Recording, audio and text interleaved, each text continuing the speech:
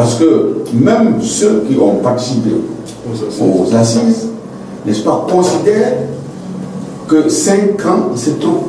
Même ceux qui ont participé aux assises.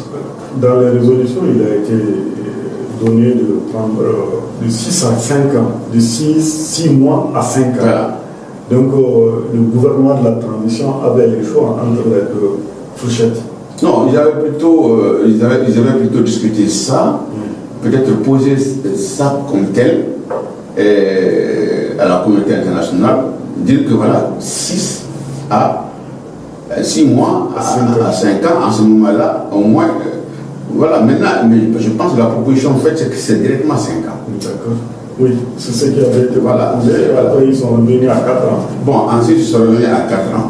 Ça, c'est du marchandage. Je crois que pour un homme d'État, enfin, pour un État, ce n'est pas très. Parce que ce que la communauté internationale explique, que la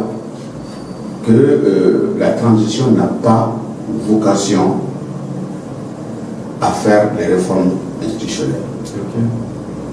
Pourquoi?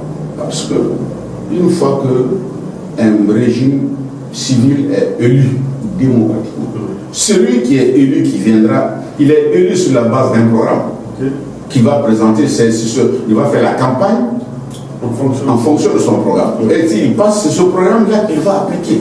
Donc, il ne sera pas lié par quelque chose pour lequel il n'a pas été commis, pour lequel il n'a pas été élu. Donc, il peut ne même pas tenir compte de tout ce que la transition veut faire.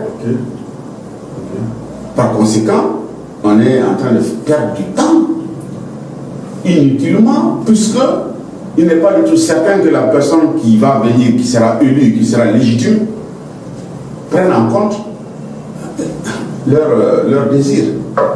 Monsieur Maïga, nous arrivons pratiquement à terme de cet entretien. Si vous avez des conseils ou un mot à l'endroit des autorités de la transition et également de vos militants RPM de Gao ou même de l'ensemble du territoire. Là, moi, ce que je voudrais dire comme appel, d'abord à nos militants, c'est de croire à notre parti. De croire aux idéaux de notre parti, de rester solidaire et de rester vigilant. C'est vrai que nous ne sommes pas au pouvoir, mais cela ne signifie pas qu'on n'a pas un projet de société. Nous avons un projet de société. D'ailleurs, c'est ça le sens de la formation d'un parti politique. Un projet de société de la social-démocratie que nous tenons, n'est-ce pas, et nous voulons que ce pays ne tombe pas dans la dictature, nous voulons que ce pays ne tombe pas dans l'anarchie, n'est-ce pas, et nous tenons à la défense de la démocratie et au respect de notre constitution, parce que c'est ça le seul lien qu'il y a entre nous, que nous partageons avec les autres Maliens. Donc, je lance un appel donc aux militants de Gao, aux militants RPM d'une façon générale, pour leur dire de rester encore plus solidaires,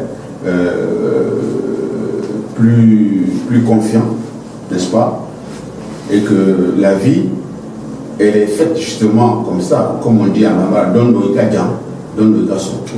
Mais il ne faut pas que quand tu es garçon, il ne faut pas que lui, il faut rester digne.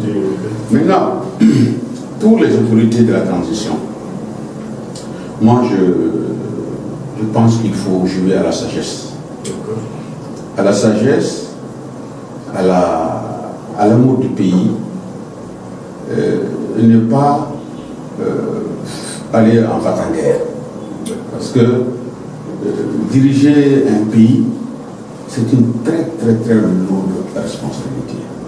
On ne peut pas gérer un pays avec les idées de l'homme de la rue.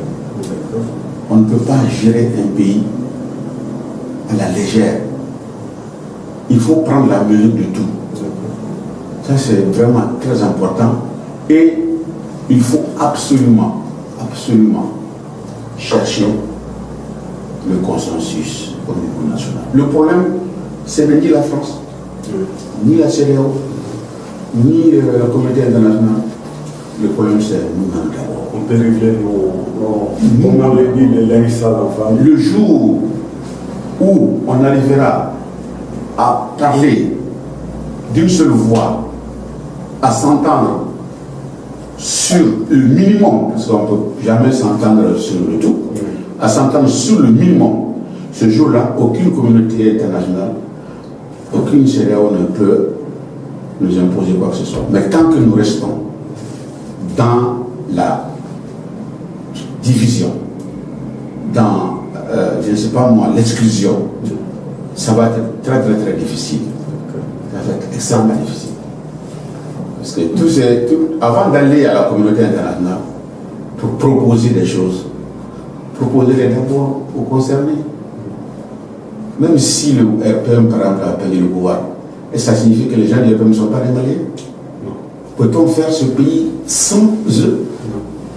Je pense qu'il y a des choses à considérer.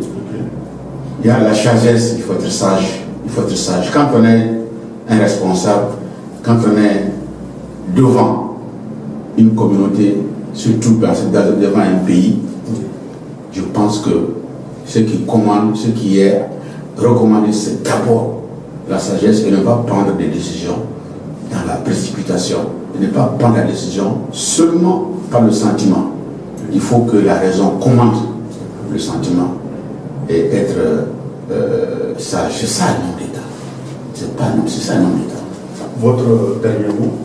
Mais mon dernier mot, c'est remercier d'abord Gao Info, remercier, disons, tous ceux qui nous écoutent, saluer justement nos camarades du RPM, nos camarades du Gao, et leur souhaiter beaucoup de chance et de paix, n'est-ce pas, dans ces situations troubles, dans ces difficultés que le Mali traverse. Merci beaucoup, M. Maïga. Nous étions avec Hamidou Issoufou Sarawi Maïga. Il est le président de la fédération RPM de la région de Gao, à qui nous disons un grand merci pour avoir accepté notre invitation sur le plateau. On se donne rendez-vous à très bientôt, Inch'Allah, sur le plateau de Gao Info avec notre invité. Merci et bien de choses à vous.